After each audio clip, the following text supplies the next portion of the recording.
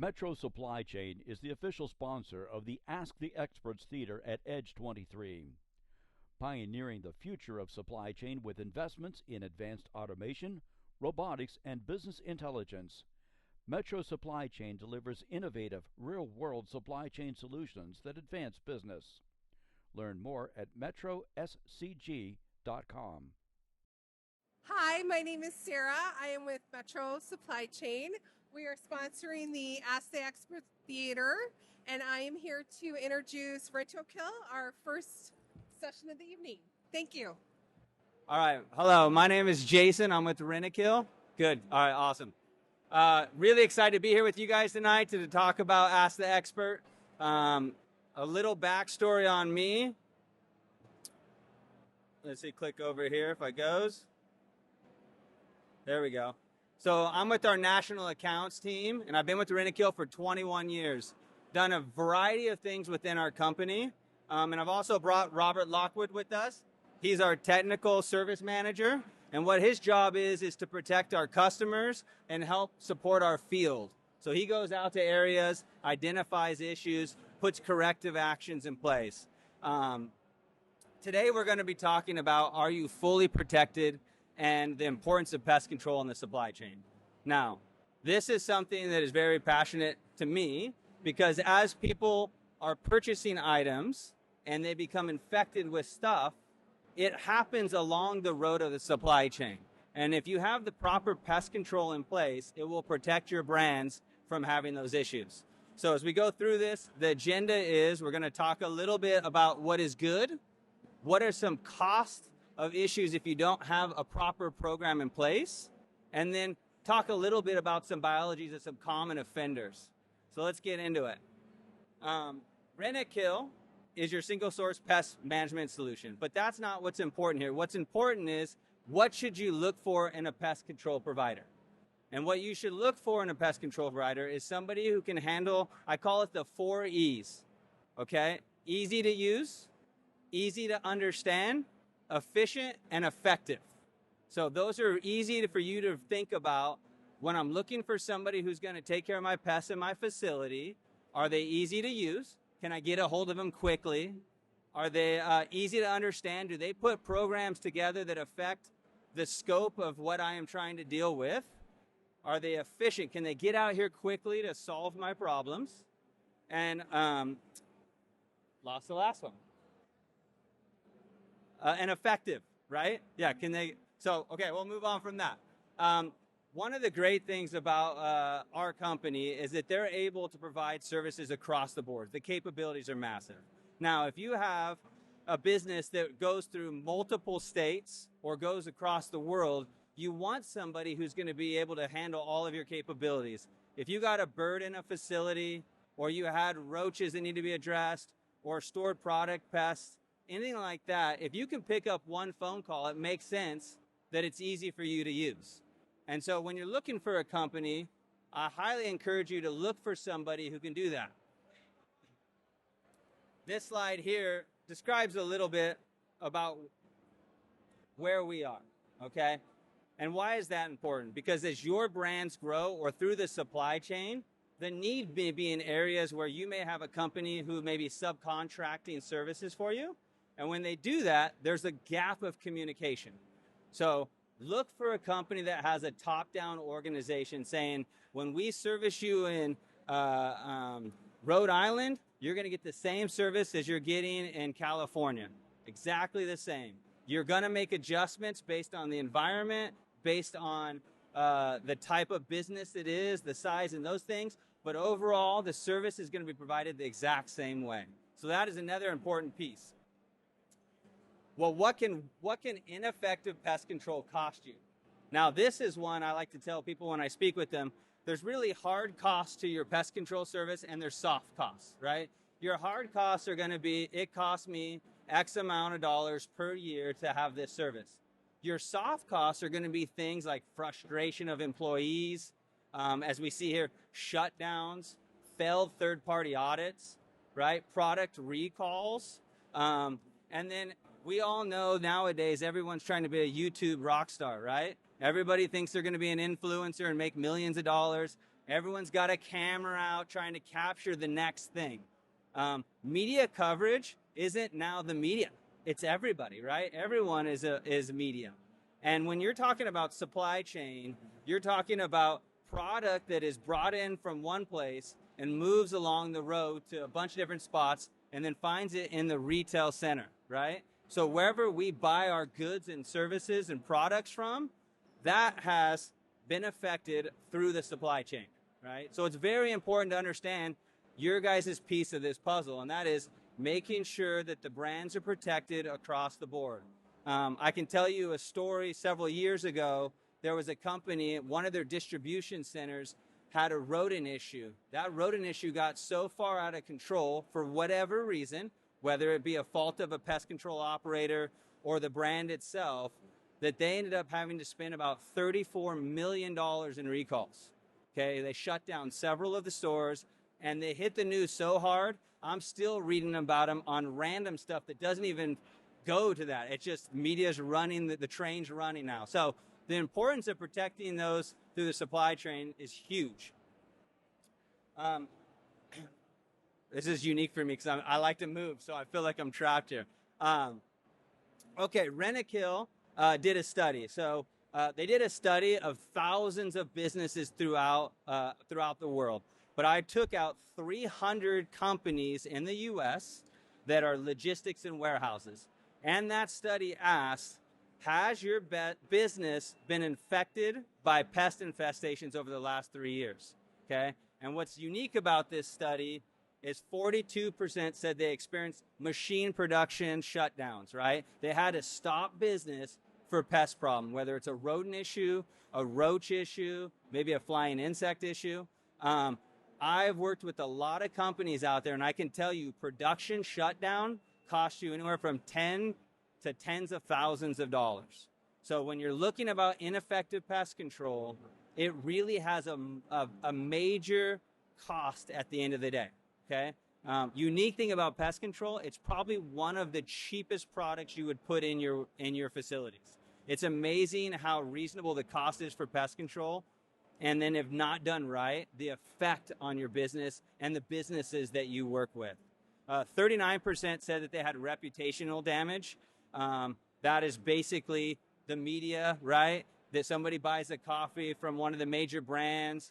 They find a roach floating in their coffee. Guess what? That's all over the place. And now that major coffee brand that cost you $4.50 to buy a cup of coffee, which is amazing to me that we all are really stoked to buy coffee at $4.50, has now got a really big brand issue, right? 39% they believe that they had issues with pathogens that spread, and they had what I like to call workplace sickness. Workplace sickness is kind of like Eeyore. It's the galloping grumps, okay? If somebody in an office, even if it's a viable issue or not, it will spread like a virus. And what I mean by that is about 3-4 years ago, maybe more, there's a mosquito that came to town called the Aedes aegypti. Very small mosquito. Everybody thought it was fleas because it was biting you at the ankles, right? Well, what happened is people started freaking out because they were itching and scratching and leaving work. So now you have work lost due to these issues, right? So just note that with ineffective pest control and not being able to pick up the phone and get someone out there to give you solid solutions, lean on somebody like Robert to come out and assist and say, hey, this isn't fleas, you're having an issue with this, is really important. Okay, it's not just somebody wandering around. I always say people often think of pest control as a guy or a girl wandering with a can, spraying some product, leaving the paper at your desk, and running as fast as they can and praying you never call them back, right? Oh, I'll be back next month. I hope they never give me a call. So anyhow, those are some things to be very concerned when you're dealing with pests in your facilities. Now let's talk about some of the common pest offenders here. I have on here a couple of major ones. There's plenty in the warehouse segment. Some of the common offenders are flies, and I've got flies here bucketed in two spaces. You have large flies and small flies. Now, the issue with flies is these flies land on something, whether it be filth, whether it be decaying organic matter, and then they land on something else to contaminate and can cause E. coli, salmonella, which is interesting to think about if you're eating a sandwich and a fly just landed on your sandwich. These flies are typically, like I said, large flies are going to be found mostly outside, and the small flies are on the inside. The other issue you're going to have with flying insects is annoyance. Most of the time, if you're sitting in a break room in your office and you're swatting flies, becomes a problem, right? So you start to reach out to your boss or your boss's boss. We need to get pest control in here. When we're talking about flying insects, on the large flies, you're going to be looking at a couple of major areas. You're going to be looking at your exterior of the buildings, right? So that's going to be brought in through open dock doors. You're going to see as I go through some of these common offenders that there's going to be a multiple of the same. So it's not anything unique necessarily of how these pests are coming in, but being proactive and preventative and identifying how they do come in. So loading docks, massive way for flying insects. Also a great way for rodents and birds. If you've ever been in a warehouse that has a bird, it's not easy to get out. They do make screen doors, so they have a high-speed screen doors that you can put in here. They also have mechanical screen doors. You'll notice on dock doors, a lot of times you can get dock seals along the sides and on the top. You'll have a dock plate leveler, another way for insects and rodents and things to come inside. Trash cans typically are stored at a very easy and convenient space, right? We typically don't want to have to go walk 100 yards to put our trash away. So that trash can contaminate and cause fly issues. When we're talking about small flies, we're going to be looking at some other things that could be caused. You're going to be looking in bathrooms. You're going to be looking at spillage. You're going to be looking at drains. These type of flies can create a greater introduction to a problem. So if you had something like a moth fly that had an issue, it could be a cracked pipe or a sewer pipe that needs to get addressed. So having the proper identification of flies is key. If you have a company that is telling you, one, you have gnats, right? Labels everything gnats, whether it's a large fly or a small fly, or we do not take care of flying insects, they're doing you a disservice. So make sure that they identify for you what type of flying insects you're having, because that's going to be the conducive areas which we can get cleaned up. Another one is rodents. Most people here know about rodents, right? Everyone's kind of had to deal with rodents. Those are also classified in two different buckets. You have your mice and you have your rats. I will tell you this, the deer mouse, if you ever heard of hantavirus, that is associated to its droppings. And another thing to note with mice and rodents, they cannot control their bladders, which means one good note for us is we can identify where they're at fairly early because they're not peeing in the corner, and we can say, okay, they're damaging the areas. The other thing is it has about 30 plus diseases associated with it. And where the disease comes into play is not eating the rodent droppings, right? I don't think most people are doing that. It's by the cleanup. So I always tell customers, if you have to do it yourself, sanitize, wet the droppings, vacuum with the HEPA-Vac, and wear a respirator. Best thing to ever do is to just hire a pest professional to do it. A side note, birds, pigeons in particular, have 60 plus diseases associated with them. So that right there is another one I probably wouldn't do yourself, although I don't think anyone here is probably happy to do a rodent or a bird cleanup. One of the other major issues we have with rodents is damage of product, right? Chewing, gnawing, they're constantly chewing on things. They're destroying server rooms. They're chewing and causing fires with electrical wires. They're a big key indicator for a shutdown. You have rodents in your facility, people are going to start raising their hand. Third-party audits are going to get failed. People are going to stop doing business with you. And I've hammered enough on rodents. Let's go to how these guys are coming in. As I said before, these guys are going to be coming in a lot of the same ways. They're going to be getting on your rooftops. Your large rats, the roof rats are going to be getting in on trees and on your roofs. They're going to be sliding in through small spaces. If you think about a rodent's body, it's much like your ear, that it's flexible. So if the skull can fit in a space, it will slide into that space. And we'll talk a little bit about what those spaces look like for them to get in. So door sweeps are always great to have underneath your doors. Your dock doors, once again, are a good one. This is a unique one. This one doesn't play out everywhere, but what it does play and become very big problem is with food. When you're dealing with dry food products or you're dealing with raw ingredients, these store product pests can go from a couple to a couple thousand very fast. If you don't have checks and balances in your facility that allow you to identify these issues early, we use pheromone monitoring to find out what we're having and address it. You can take damaged product that you received, you put on your racks, and now have infected the whole rack, okay? So what could have been a simple solution now has cost you a lot of time and effort. Store product pests, there's a story, my friend, we were having lunch, me and Robert were talking today, and he was working with the customer, and that customer had pet food. Well, the customer had a company that came out and said, well, we'll fumigate your property for you. Definitely a way to take care of store product pests, not a problem. However, is it the best way? Is your pest control asking the right questions and providing the right solutions? Robert came in and said, you have 10,000 square feet of product. You have a 100,000 square foot warehouse. Why don't we quarantine this somewhere, put monitors in, and train your staff how they can clean up, top, side, and bottom of the racking system? After we did that in that company, we've eliminated the issue, okay? Will there be an issue again? Probably, but we'll identify it early. What I'm trying to hammer home here is if you have a company that is putting control measures in place to proactively prevent pests, you will save yourself a lot of grief, okay? Store product pests are going to be in your grain silos. Most of the time, what they're going to be done is delivered through product. Have you ever been to a big box like warehouse store and got the 40-pound bag of cereal and you're like, oh, I'm winning. I got it for $14.95 and it's like 8,000 bowls of cereal, right? You open it up and it has webbing in it.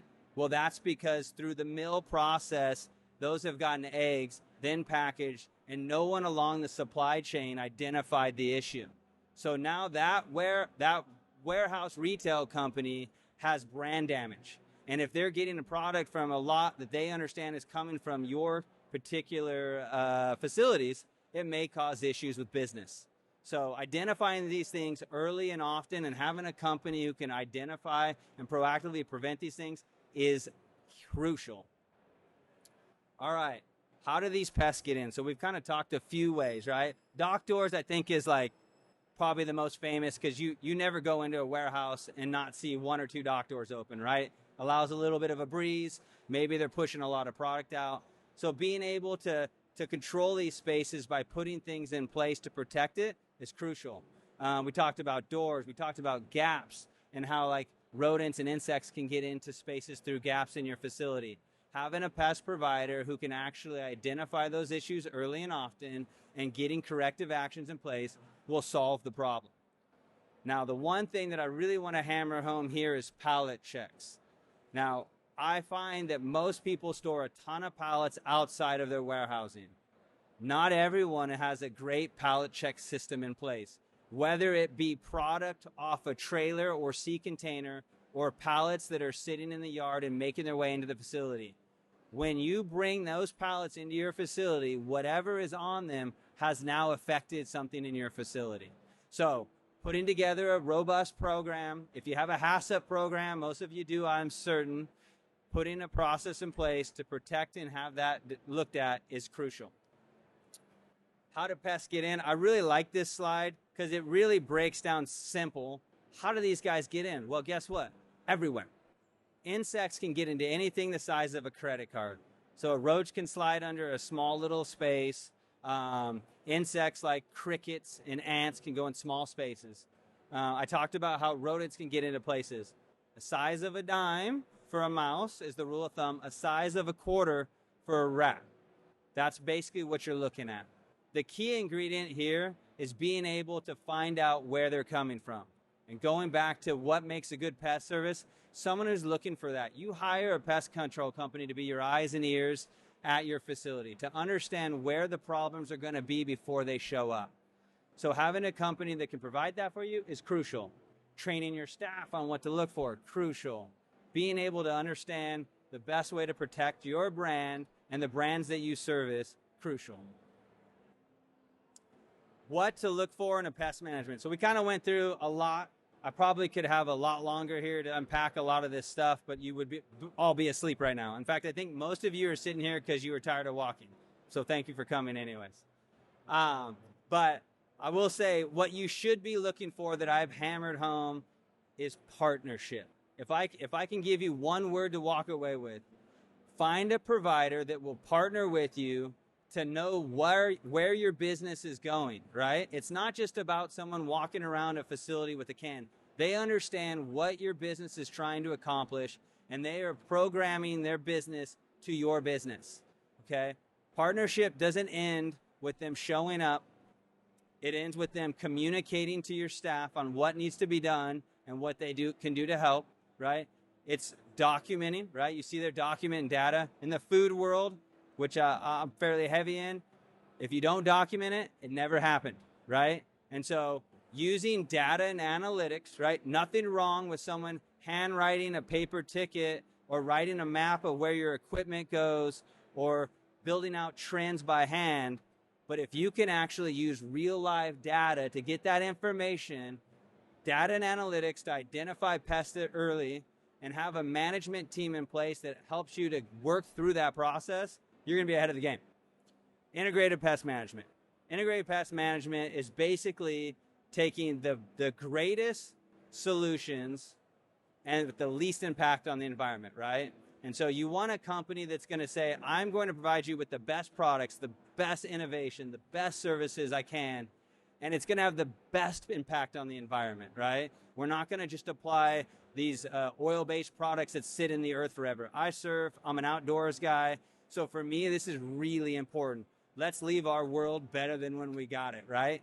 And sustainability, buzz play, everyone loves it. Everybody wants to be sustainable, but it's on that same vein. Integrated pest management is sustainable.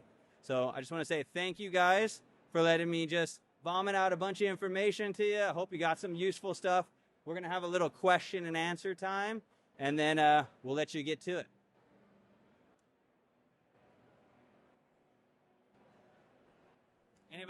Anybody have any questions? Thanks, man. No questions. You guys are making it easy on me. Okay. Well, we're at booth 906. So if you guys want to stop by, unpack some more information, we're happy to chat with you. And yeah, thank you so much. Appreciate it.